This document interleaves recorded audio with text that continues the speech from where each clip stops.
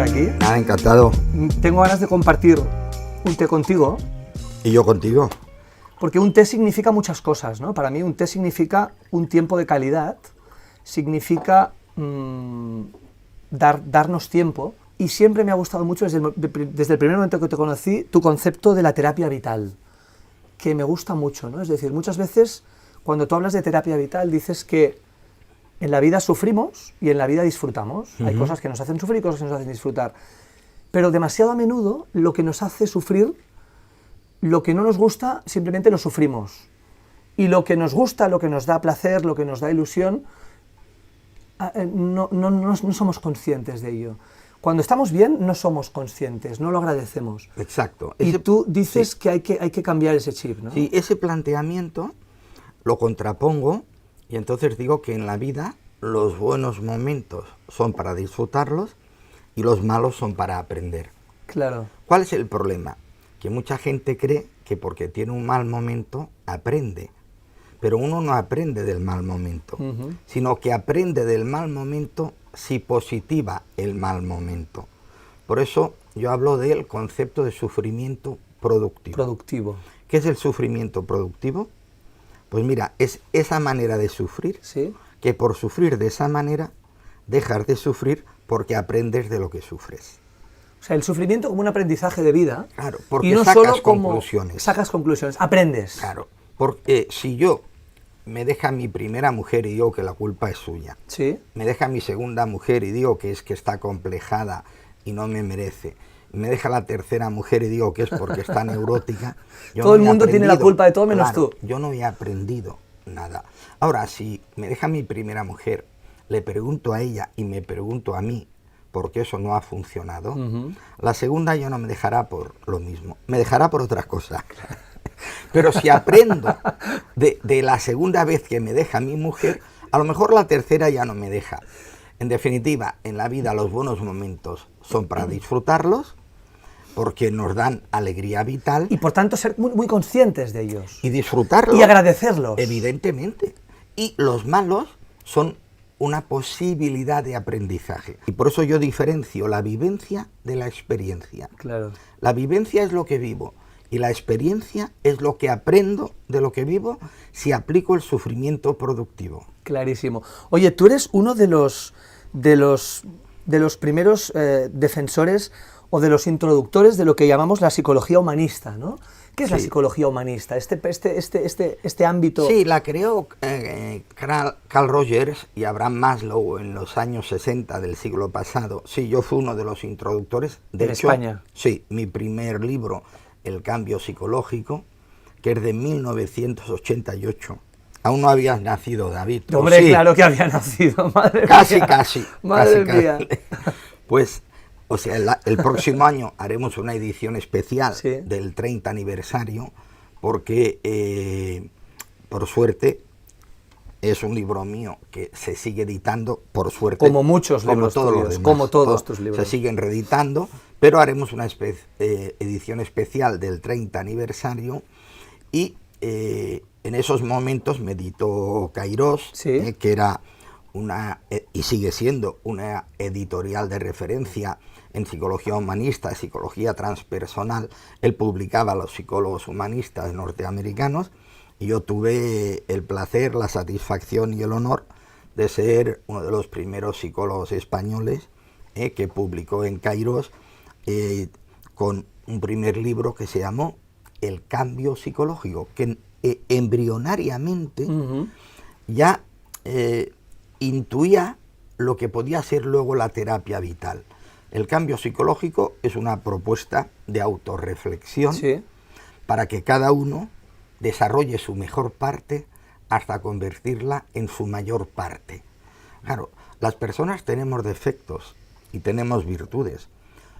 ¿Qué planteo yo como modelo de autoconocimiento y crecimiento? Pues algo tan sencillo de exponer, pero más difícil de aplicar, que es que seamos conscientes de los defectos, sí, para moderarlos, y que seamos conscientes de las virtudes para potenciarlas, claro, para desarrollarlas, claro, para utilizarlas adaptativamente. Claro. Eso es lo que nos hace, primero, congruentes, luego nos permite realizarnos. Y esas son las bases de la felicidad. De hecho, tú y yo compartimos un interés especial por el mundo de la felicidad. Totalmente. Tú tienes un libro, Sí. y yo tengo otro, y mi teoría de la felicidad se fundamenta sobre ese principio. Primero, me armonizo conmigo mismo. Segundo, expreso lo que soy en aquello que hago. Y gracias a esas dos cosas, me siento y me hago querible. Y entonces es más fácil que yo alcance el tercer nivel de felicidad, que es el del amor armónico. Si estoy en armonía conmigo mismo y expreso en lo que hago parte esencial de lo que soy, evidentemente estoy transmitiendo energía positiva. Y como las personas no nos quieren por nuestra necesidad de ser queridos, Claro. sino por el buen rollo que aportamos a la relación, Totalmente. optimizo el hecho de que las personas me quieran. Sí, hay cierta simpatía física y la persona está dispuesta y disponible, se generan enamoramientos. Y si no, se crea buen rollo, se crea buena comunicación. Buen feeling, buena comunicación. Y creamos buenos amigos. Cuando alguien se pregunta, oye, ¿por qué esa persona que no tiene una especial fama o una especial proyección se convierte en el centro de atención de un determinado grupo? Pues mira, muy sencillo, porque está transmitiendo energía positiva. Emana todo esto. Porque está bien y comparte su bienestar, porque aplica el sentido del humor, porque hace y facilita una conversación interesante, porque genera buen rollo comunicativo. Es lo que me pasa contigo, que cada vez que te veo tengo ganas de verte, y cuando te vas tengo ganas de volver a verte. Oye, tú has escrito bastante sobre la felicidad. No hay dos felicidades, Antonio, iguales, ¿no? Es decir, la felicidad no es un prefabricado. No. La felicidad no es un estándar que todo el mundo puede comprar en el supermercado, ¿no? En la nevera de los yogures no hay yogures de felicidad, ¿no? Cada uno tenemos que construirnosla a nuestra manera, ¿no? Por tanto, el primer trabajo es ser uno mismo, descubrirse a uno mismo, y a partir de ese yo soy así, y a mí me gusta esto, y a mí me resuena lo otro, a partir de aquí la felicidad es personal e intransferible, ¿no? Totalmente de acuerdo. O sea, todos podemos ser felices, pero no todos podemos ser felices de la misma manera. Tú puedes ser feliz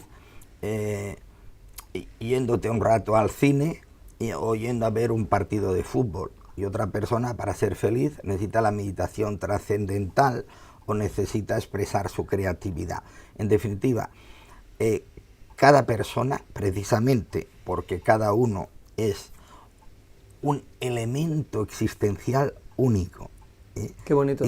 Y por tanto, cada uno puede ser feliz a su manera. El gran problema, fíjate que los grandes problemas del mundo, ¿Sí?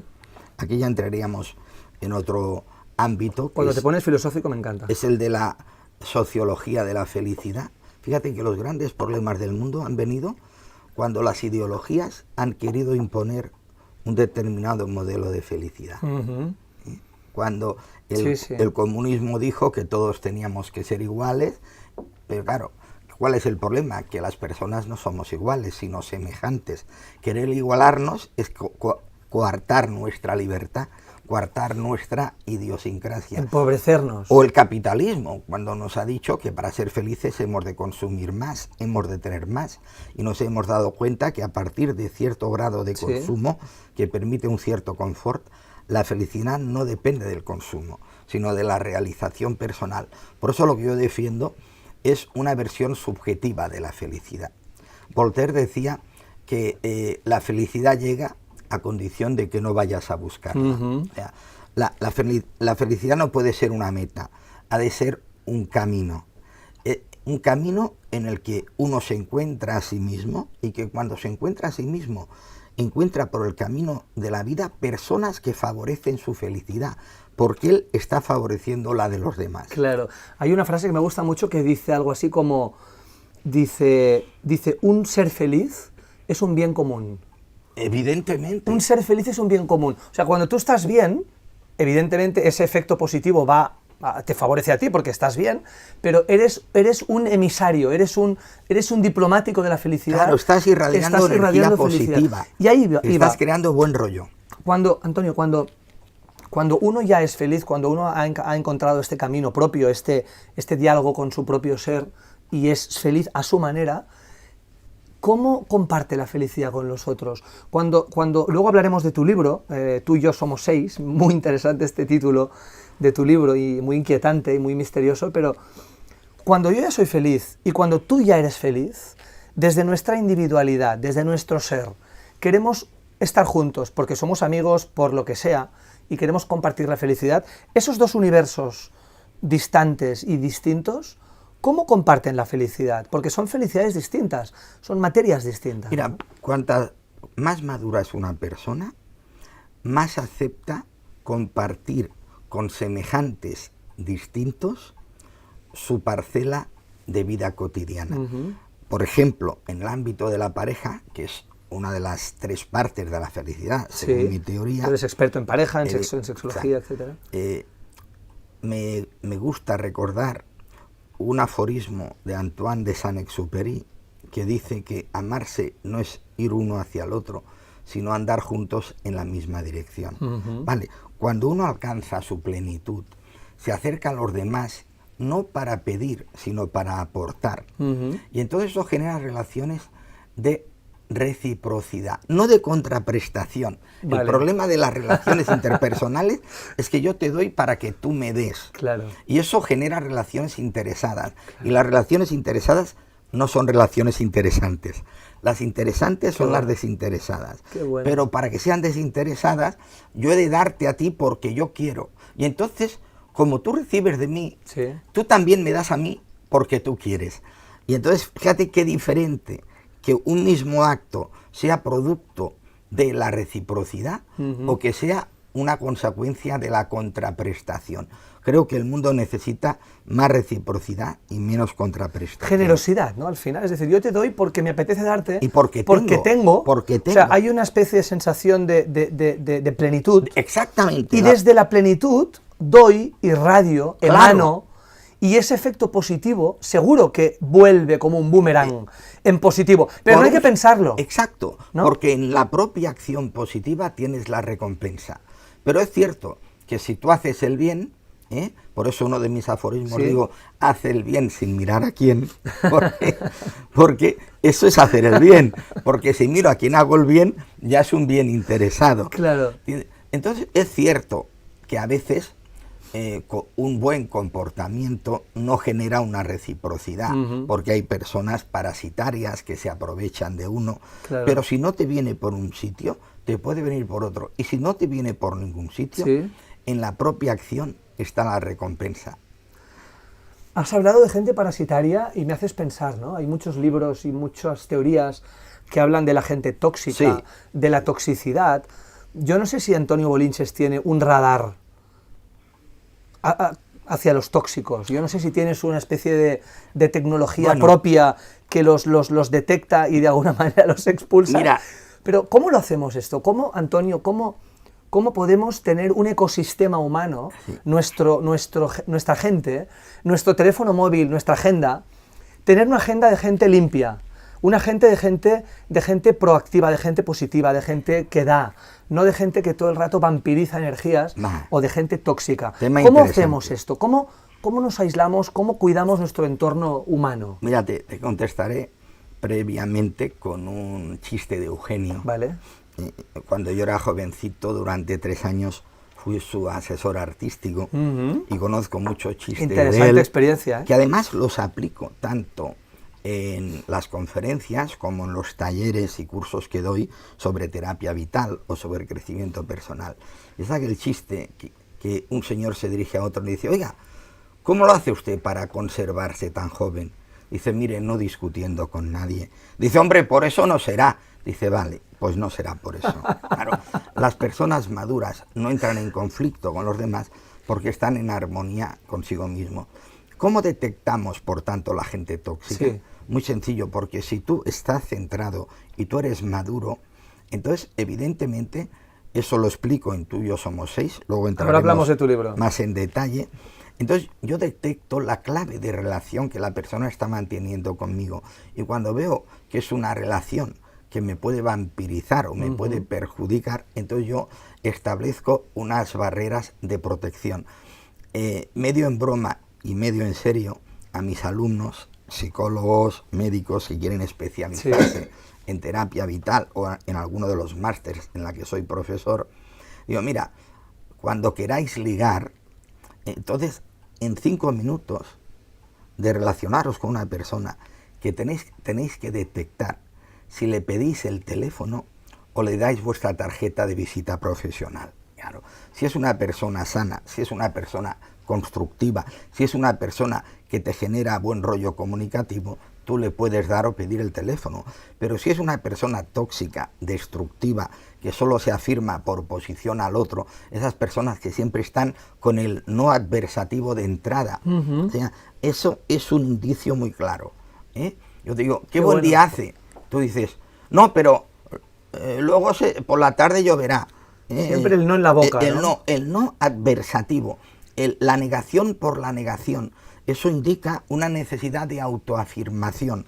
O sea, hay personas que, aunque estén de acuerdo contigo, primero necesitan decirte que no, para luego matizar un poco lo que tú has dicho para diferenciarse. Como una posición de poder, como una posición de poder, decir, hey, estoy aquí, no acepto todo lo que me digas. Pero recordemos que la prepotencia siempre encubre la impotencia.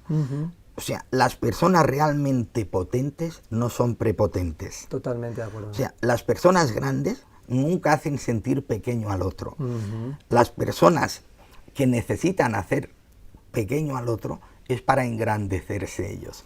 Por eso las personas maduras no necesitan transculturizar, ni adoctrinar, ni hacer que los demás vean las cosas desde su perspectiva, porque cuando yo necesito convencerte de mis puntos de vista, en el fondo es porque yo no los tengo claros ni seguros, porque si yo estoy seguro de mí, no necesito que tú opines lo mismo que yo. Qué bonito escucharte y qué inspirador realmente, Antonio. ¿Cómo empieza Antonio Bolinches a meterse en todo este mundo?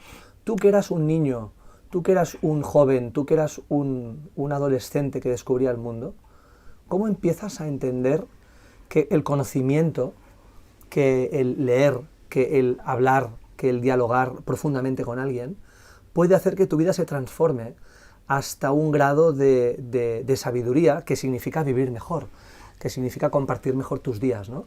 ¿Cómo es este proceso del autoconocimiento de Antonio? En mi caso fue para resolver mis propios complejos y problemas.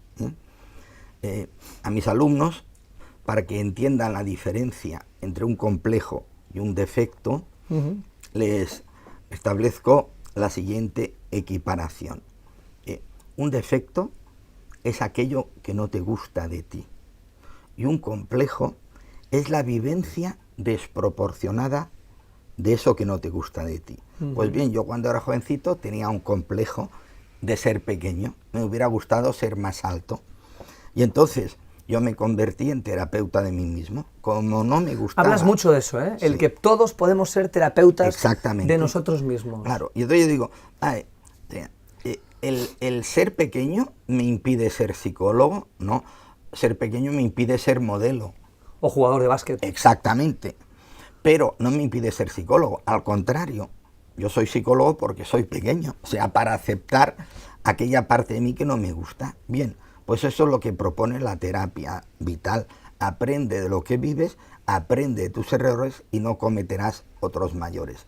Mi primera conducta importante de autoafirmación, la primera vez que yo me daba cuenta que mis decisiones influían a terceras personas, ya la tuve que tomar muy tempranamente, a los 13 años.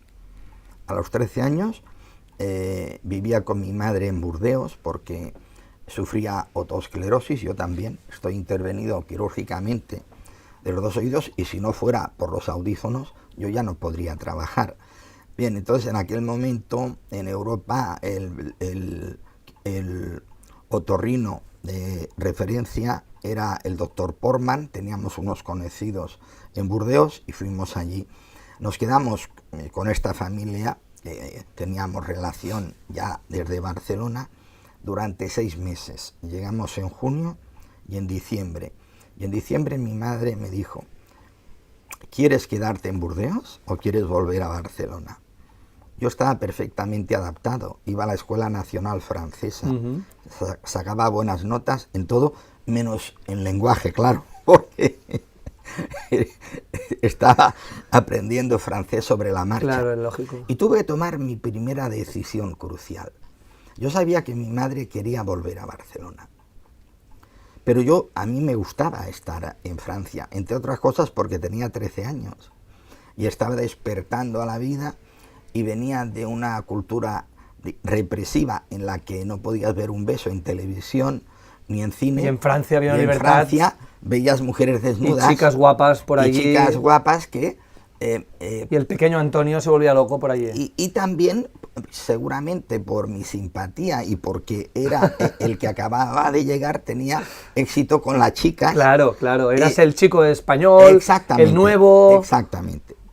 Pero, como sabía que mi madre quería venir, entonces yo decidí volver a España. En definitiva, decidí favorecer la felicidad de mi madre, porque eso favorecía mi felicidad.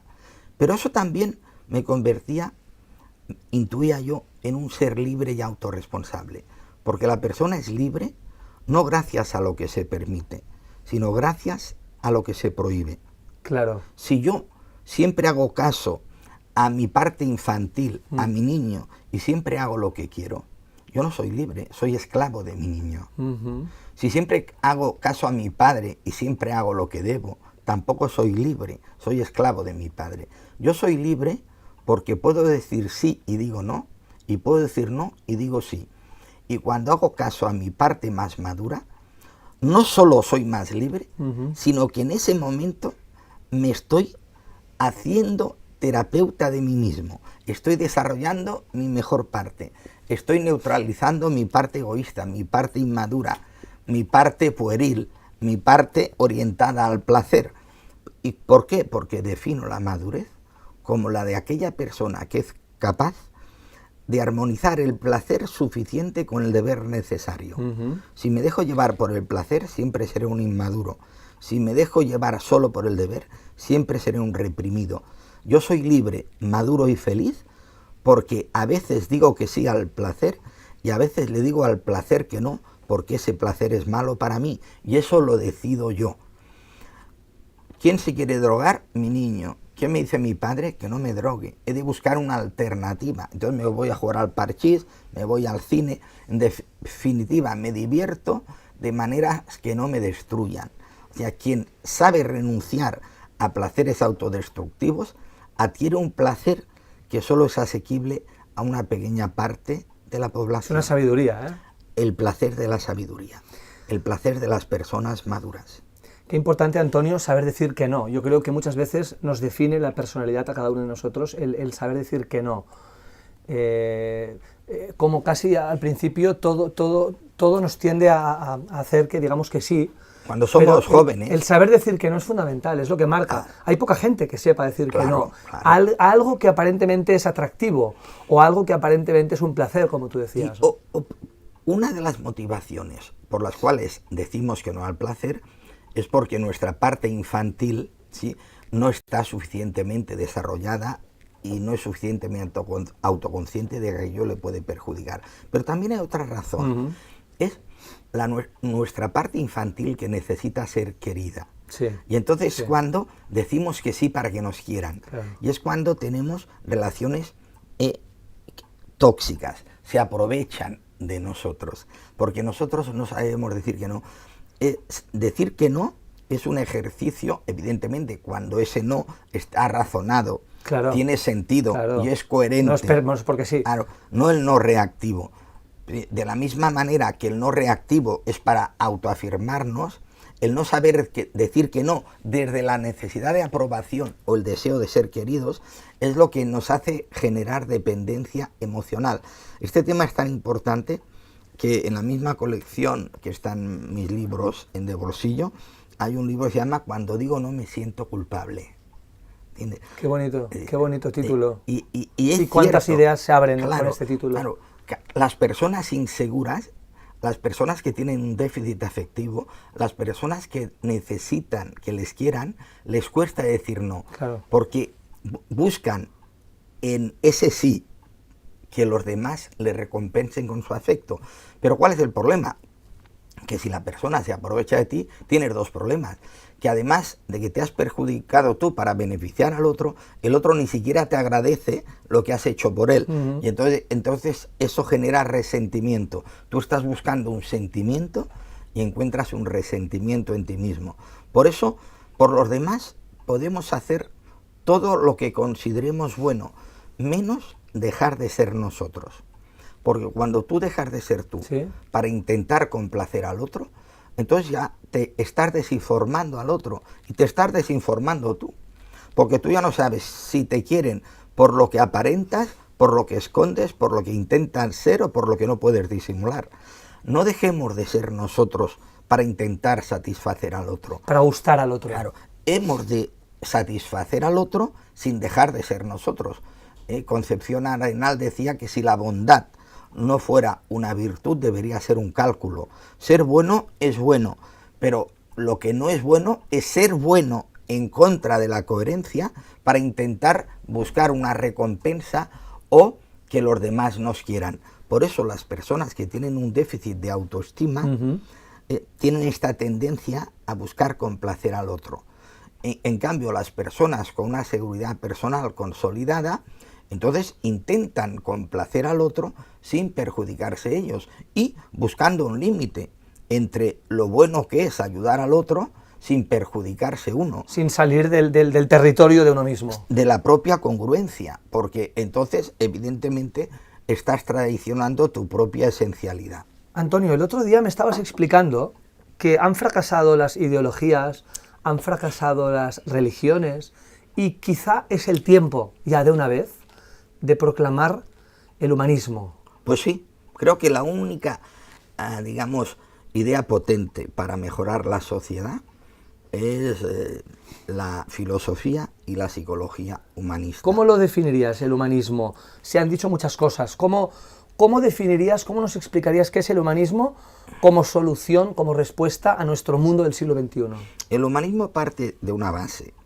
En ese sentido tiene una inspiración rusoniana. ¿Sí? Parte de la base que el ser humano es esencialmente bueno y que es el modelo sociedad el que lo pervierte. Es cierto, en nuestra sociedad la bondad no es un facilitador del éxito social, es un dificultador. Sí, sí. Si tú eres bueno terriblemente, sí, y compites con una persona con menos ética que tú, está claro que él tendrá más posibilidades porque repartirá prebendas, no tendrá escrúpulos y entonces, aunque tenga menos capacidades que tú, como tiene menos ética que tú, la falta de ética se convierte en un facilitador del éxito. Pierdes ventaja competitiva. En cambio, la bondad se convierte en un dificultador del éxito. Por eso los humanistas defendemos que todos desarrollemos nuestra parte buena, porque es una entelequia creer que los buenos podremos predominar sobre los malos, porque los malos, evidentemente, precisamente porque los malos no tienen principios, los buenos no tienen futuro. Lo que hemos de crear, lo que hemos de crear es una sociedad donde la bondad sea un valor positivo y donde las personas no estén orgullosas del pelotazo económico que han dado, de cómo se han enriquecido empobreciendo a los demás, sino que empiecen a estar orgullosas de hacer cosas buenas. De su acción positiva. Claro, por ejemplo, desde un modelo humanista, ¿sí?, ¿qué sería una empresa modélica? No la que gana más millones, sino la que encuentra un equilibrio entre los empleados que tiene, la felicidad de los empleados. Gran tema. Y el beneficio económico que adquiere.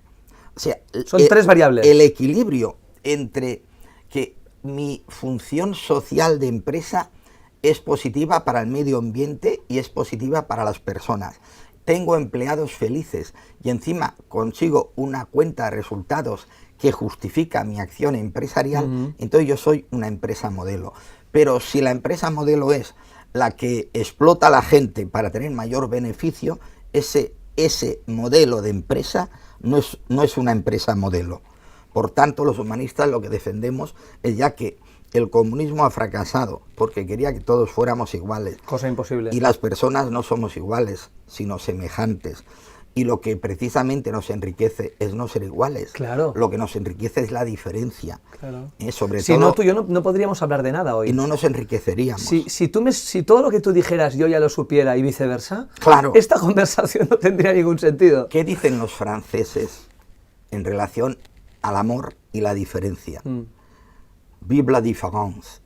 Gracias a que los hombres y las mujeres somos diferentes, nos podemos complementar, nos podemos amar, podemos interactuar, nos podemos enriquecer de la diferencia. Bueno, el capitalismo, ¿por qué ha triunfado? Evidentemente, porque el comunismo ha fracasado. Pero como ya no tiene antagonista, lo que se ha creado es una hipertrofia del capitalismo. Y hemos creado un modelo de felicidad falso, que dice que si consumimos más, si tenemos más, seremos más felices. Y cuando adquieres un determinado nivel de bienestar, o sea, yo las personas... Cuando tienes 2 coches y 2 casas, 3 coches y 3 casas no te hacen más feliz. Mira, te diré una cosa, David. En 40 años de profesión he tratado personas de muy distinto nivel social, grado de formación, nivel de inteligencia. Vale. Es decir, las personas más infelices que he conocido son esas personas que tienen mucho dinero, pero que ese dinero no lo han ganado de manera realizadora. O sea, lo habían heredado y por tanto no está relacionado con el ejercicio de sus competencias. Claro. Entonces las personas necesitan autoafirmarse no por lo que son, sino por lo que tienen. Claro. Y cuando uno cree que es porque tiene, está perdido. Otra cosa distinta es que tú, con el ejercicio de tus capacidades, consigas cosas, porque entonces estás contento de lo que tienes, porque es una consecuencia del ejercicio de lo que eres. Es el sentido, ¿no? Un dinero con sentido que has construido y un dinero que solo es dinero sin sentido. Porque entonces le has de dar sentido al dinero. Claro. Y entonces, claro, a mayor consumo, lo que tú consigues es una saturación. Te defines a través del consumo. Un hastío existencial. Consumo más y no soy más feliz. Lo que el humanismo propone es que no seas feliz gastando, sino que seas feliz ganando. ¿Por qué? Porque aquello que hagas sea una consecuencia de la expresión de tus capacidades básicas. Y el humanismo parte de la base de la tendencia actualizante. ¿Qué quiere decir esto? Tendencia actualizante. Que todos tenemos una tendencia natural al óptimo desarrollo de nuestras facultades y capacidades. Y como todos servimos para algo, una clave importante de la felicidad es saber para qué servimos. Descubrir cuál es nuestra misión en el mundo, nuestro lugar en el mundo. Eso es, desde la perspectiva del lenguaje del coaching, se habla de misión. Bien, encontrar nuestros objetivos vitales. Vale. La vida es una combinación entre objetivos y alicientes vitales. Cuando somos jóvenes tenemos objetivos y cuando somos mayores, a medida que vamos cumpliendo objetivos, evidentemente ya no nos quedan objetivos por cumplir, pero podemos seguir teniendo alicientes vitales. Recordando una canción de Serrat, que una de las cosas que tenemos en común, además de nuestra teoría de la felicidad, es que somos serratianos. Somos serratianos, plantearnos aquello que él dice en una de sus canciones más optimistas: hoy puede ser un gran día, plantéatelo así. Pero te lo has de plantear así porque no de una manera nihilista, no para autosugestionarte, sino que puede ser un gran día porque tienes alguna cosa que te interesa hacer, porque tienes un aliciente vital, un objetivo vital, una misión en tu vida, unos objetivos, una ilusión, un alguien con quien compartir, algo que lograr, algo que expresar. Y eso es lo que defiende el humanismo. Todos tenemos capacidades, vamos a ver cuáles son nuestras capacidades básicas y vamos a desarrollarlas. Y en eso que yo hago para ser lo que puedo ser, ir hacia donde quiero ir y alcanzar lo que puedo alcanzar, yo me estoy sintiendo vivo, pero me estoy realizando y me estoy haciendo porque estoy haciendo. Como hago cosas, me hago más persona, me hago más maduro, me hago más yo mismo, me siento más realizado. Eso es el humanismo. Qué bueno. Fíjate que el humanismo es el único ismo positivo que, si se aplicara adecuadamente, va contra todos los ismos negativos. Contra los totalitarismos, claro, por ejemplo. Comunismo, capitalismo, fanatismo. Bien, todo eso solo tiene un antídoto: humanismo. El humanismo va a favor de todo el mundo porque lo que defiende es que lo más importante en la vida es ser persona y aceptar que formamos parte de la raza humana, y que lo que hemos de enfatizar, lo que hemos de optimizar y poner en valor es que somos personas y a la vez integrantes de la raza humana. Si estos dos círculos, el más íntimo, la persona, y el más amplio, la humanidad, fueran los más importantes, no nos pelearíamos por ninguno de los intermedios, ni por la nacionalidad, ni por la religión, ni por la cultura, ni por el idioma, porque todos somos seres humanos. Qué bueno. Oye, hablando de que todo sea más fácil, de este humanismo que tú defiendes de una forma muy clara, este libro, que es uno de tus libros, Tú y yo somos 6, habla de estas dificultades en las relaciones humanas. Sí. Porque muchas veces, Antoni, cuando tú y yo estamos hablando, no somos 1 y 1, 2. Somos tú 3 y yo 3, o sea, 6. ¿Por qué somos 3? ¿Cuáles son las tres partes del yo que interactúan dentro de nosotros? Mira, este título surgió... Es bonito el título, ¿eh? Sí, Tú y yo somos 6. Es el más críptico y el más filosófico. El más filosófico de tus libros. De mis libros de autoayuda. El más complejo, pero si se entiende el título, se entiende el libro y se entiende la utilidad del libro. ¿Por qué te digo que tú y yo somos 6? Porque para explicar el comportamiento, lo primero que tenemos que hacer es entender cómo resolvemos las contradicciones internas. Y para eso utilizo el sistema PAN. El sistema PAN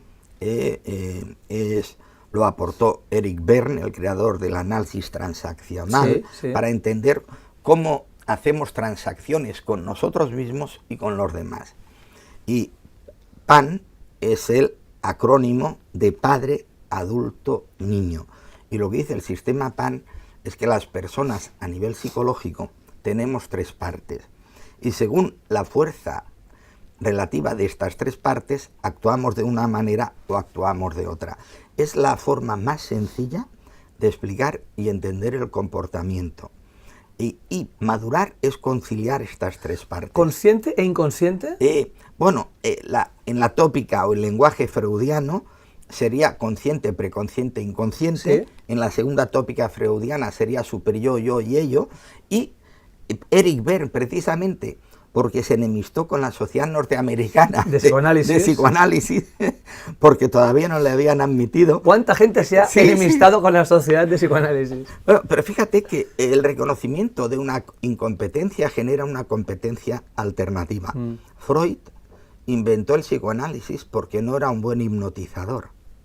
Claro. Y Eric Berne inventó el análisis transaccional porque seguramente no era un buen psicoanalista. No hay mal que por bien no venga. Y yo inventé la terapia vital quizá porque no era un óptimo terapeuta humanista. El reconocimiento... Y yo hago entrevistas porque no sé bailar. Claro. No, evidentemente, creo que sí sabes bailar, pero como sabes hablar mejor que bailar, evidentemente estás desarrollando... El próximo día, Antoni, nos ponemos a bailar. Hecho. En lugar de un té contigo, un mambo contigo. O un charleston contigo. ¿Cómo funciona el sistema PAN? PAN es el acrónimo de padre, adulto, niño. Adulto, niño. Vale, son las 3 partes psicológicas que hemos de conciliar para entendernos a nosotros mismos. Pero claro, si yo tengo un padre, un adulto y un niño, y tú tienes un padre, un adulto y un niño, tú y yo somos 6. Claro. Porque de aquí surgen 9 modelos distintos de relación. No es lo mismo una relación padre-padre que padre-adulto que padre-niño y viceversa. ¿Qué es el padre, qué es el adulto y qué es el niño? ¿Y por qué esta manera de explicar el funcionamiento psicológico y la conducta ha tenido tanto éxito?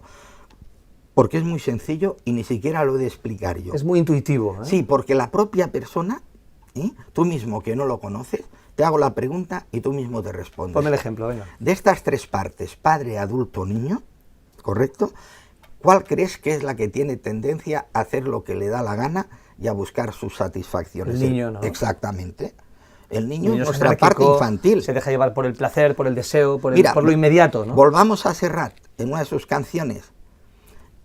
Niño, esto no se hace, esto no se dice. Primero dice, niño, deja de joder con la pelota. Exactamente, esto no se hace, esto no se dice, esto no se toca. ¿Quién nos dice esto? El padre. Exacto. Y ya tenemos cómo podemos servir a dos partes a la vez. Un niño que quiere hacer lo que le da la gana y un padre que simboliza el sentido del deber y nos prohíbe hacer determinadas cosas.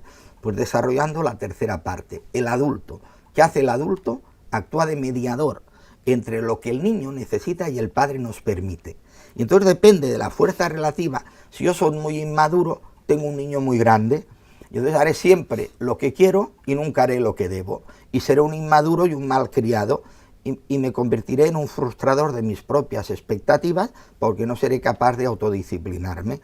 Si por contra tengo un niño muy frustrado y un padre muy desarrollado, seré un frustrado toda la vida que por hacer siempre lo que debo nunca hago siempre lo que quiero. siempre cumpliendo las obligaciones. Exactamente. ¿Cómo soy maduro yo? Cuando dialogo, y eso es el principio básico de la terapia vital, es el diálogo interior. Cuando yo, desde el adulto, hablo con mi niño y hablo con mi padre, y encuentro la manera de satisfacer suficientemente a mi niño sin entrar en conflicto con mi padre. Y entonces yo tengo un niño educado y un padre dialogante. Y entonces yo disfruto de las cosas que me permito y disfruto de las cosas que me prohíbo.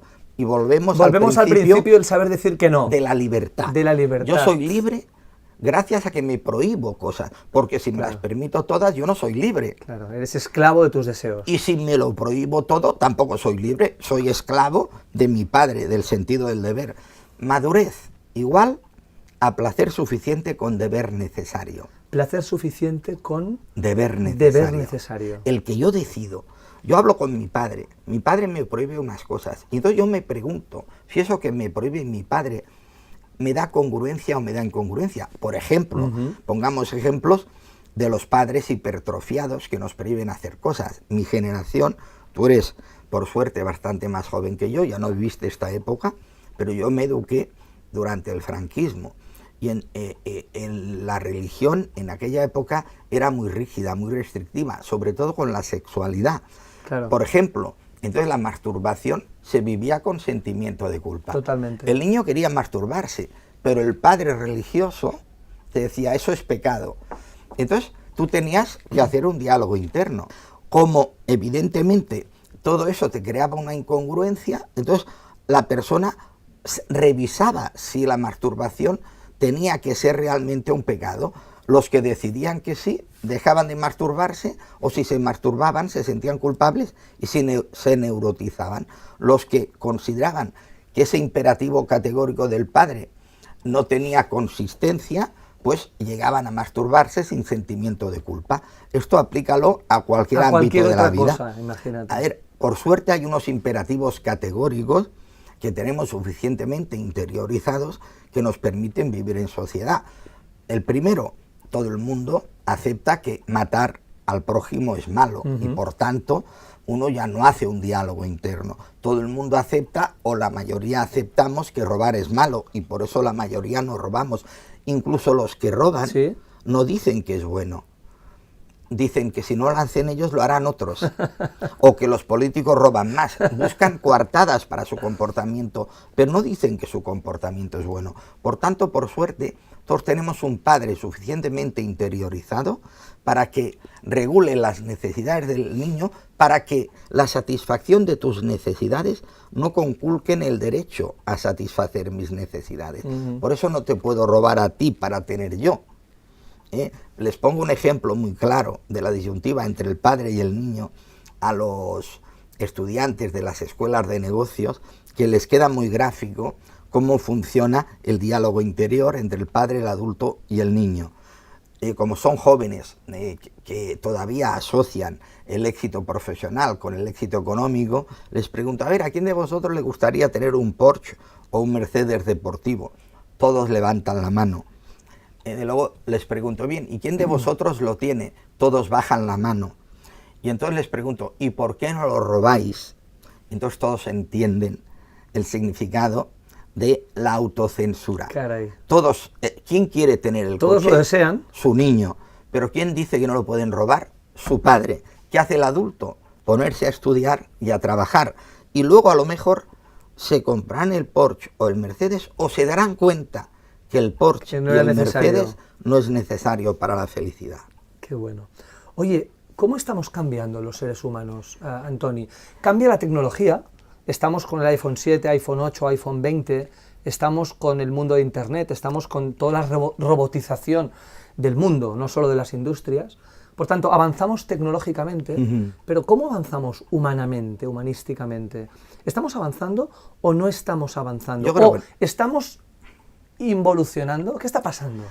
Hay una idea muy interesante de Salvador Paniker, que hablaba del hombre retroprogresivo. O sea, hemos de recuperar el humanismo para que la tecnología no resulte contraproducente.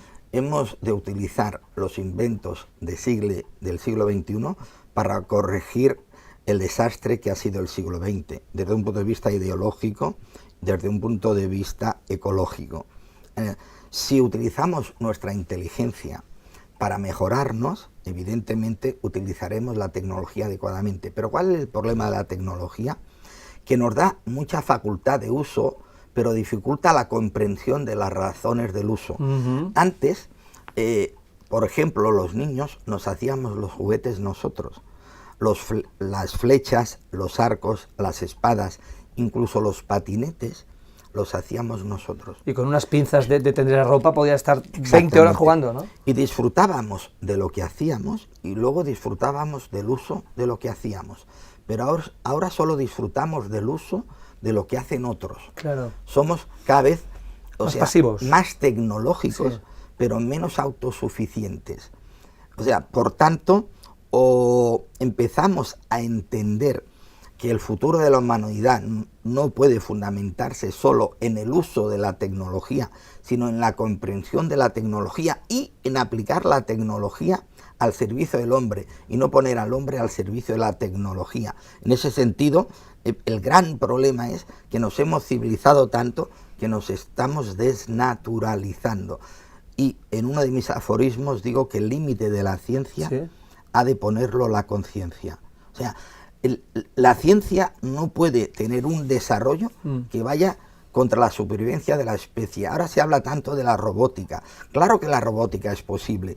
La pregunta es si es conveniente, si es deseable. Las tecnologías han de estar al servicio del hombre, no el hombre subordinado a la tecnología. Cada vez somos más inútiles porque cada vez solo sabemos manejar las cosas, pero no entendemos el manejo de las cosas. Por tanto, o damos un giro y ponemos un freno ético y moral a la tecnología y la ponemos al servicio del ser humano, o nos vamos a deshumanizar. ¿Y sabes qué significa deshumanizarnos? Cada vez nos sentiríamos más inútiles, más dependientes de la tecnología y por tanto menos autónomos como personas, y sobre todo nuestro cerebro sufriría lesiones irreversibles. Esto acaba lesionando el cerebro, neurológicamente. El sentimiento de inutilidad existencial, el sentimiento de que cada vez somos menos autosuficientes. O sea, que no tenemos sentido. Que la inteligencia, si recuerdas la clasificación típica de la inteligencia, ¿cuál es?